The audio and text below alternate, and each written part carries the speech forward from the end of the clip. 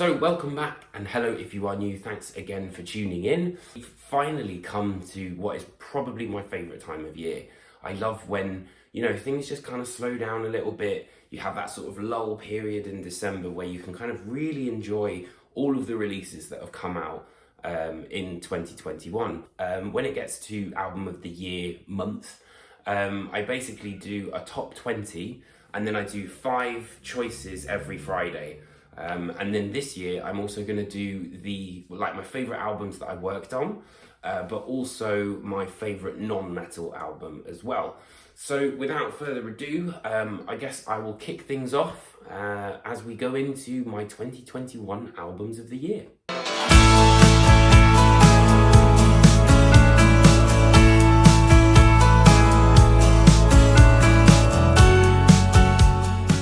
So this album was originally slated for a 2020 release, but it got pushed back to sort of like mid or end of Jan, I think it was, for 2021. And I've not stopped listening to it throughout the year. That's also one of the big barometers that I have, especially when I'm looking at albums that came out right at the beginning of the year. Like, are they still as good as I remember them? And this one really is. I think, it's probably his most adventurous album, ironically, because he's kind of, taking things back a little bit. It's not as kind of crazy as Hand Cannot Erase or The Raven, even To The Bone, actually. But it's a lot more simple.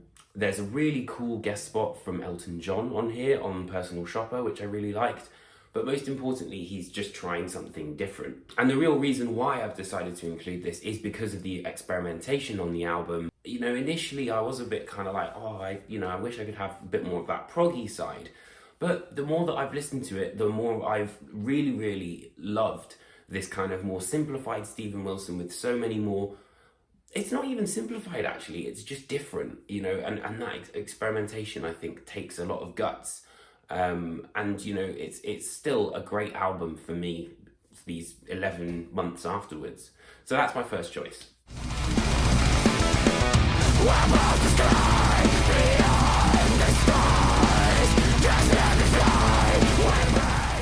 I'm very wary of, the fact that this came out in November, but I was sent it quite, a few months ahead of time.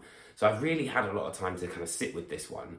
And for me, I think this is maybe Obscura's best album since the day of, Cosmogenesis Omnivium. And I think a big reason for that is the return of Christian Münzner and Jeroen Paul Thesselig. And then also their new drummer, David Diepold. And obviously Stefan is kind of the main sort of thing that holds it all together. But it was Obscura kind of really going, I think, out of their comfort zone in many ways. And there's a lot of surprises on this record. And, they kind of really do stand out, I think, in what has been a pretty crazy year for technical death metal. This is probably the album I've kind of gone back to the most. And also, I think, the most melodic record, especially after I watched those making of videos. I think they're really interesting and very insightful and kind of give you even more of an idea of what it was like putting this record together. There's just no one like them. And this is, going back to the era of Cosmogenesis, which is one of my favourite tech death albums of all time. So there you go, Obscura, A Valediction.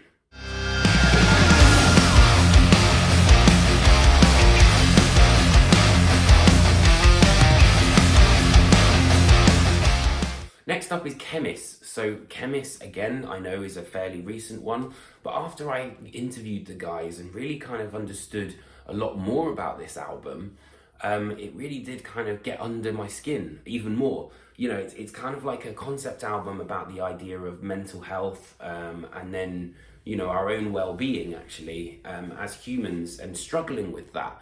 And I think that combined with the, effortless songwriting that's on here, where it comes to, building the riffs or the actual melodies themselves that get stuck in your head. But most importantly, they have a quintessential Chemist sound. And I don't think that really you'll find an album which is kind of as full of pain as this record. Maybe there is one a little bit further on my album of the year list, but you'll have to tune in later for that. But that's one of the reasons I really, really enjoyed this album, is it's so raw, it's so emotional, but also has that fantastic songwriting to back that up.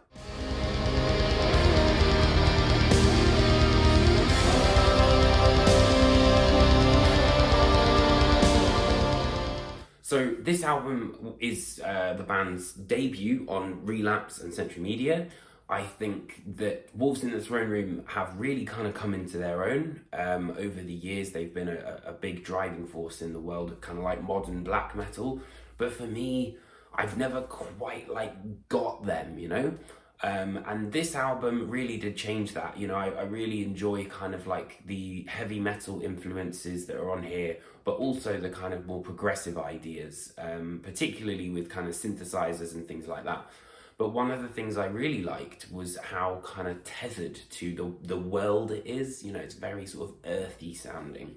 But this is without a doubt my favourite black metal album of the year, and they continue to prove that they are the kings of dynamic black metal. And that's one of the reasons it's in my albums of the year list.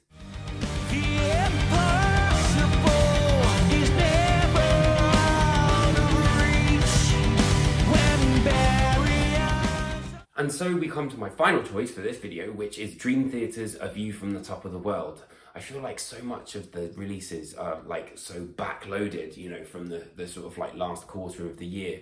A View from the Top of the World is the best album of the Mangini era by far. They were kind of building on what they started doing in Distance Over Time. But for me, I think after I'd sat down with Distance Over Time, I kind of realized that I was missing that sort of, you know, 20-minute epics and kind of like sprawling out a little bit more and being kind of quintessential Dream Theater, which is where I think they've still kept what they were trying to do with Distance Over Time, you know, the kind of shorter song lengths, but also added in that sense of signature sound of Dream Theater, which I really enjoyed. I felt really kind of weird about Dream Theater over the last couple of years because I felt like I was kind of falling out of love with them. Dream Theater have been a favourite band of mine for many, many, many years, like ever since I started kind of playing guitar, I guess, and I first heard Train of Thought. So I must have been like, 14? And I think this is the album that's really kind of made me really get back into them again. That is my final pick for my album of the year, part 1. So let me know what you think of these choices, and also, you know, let me know what your 5 so far albums of the year are, and we can keep comparing notes and all that sort of stuff. Thank you so much for watching my albums of the year. I hope you enjoyed it, and I will see you next week for part 2 of my albums of the year. Take care, my friends.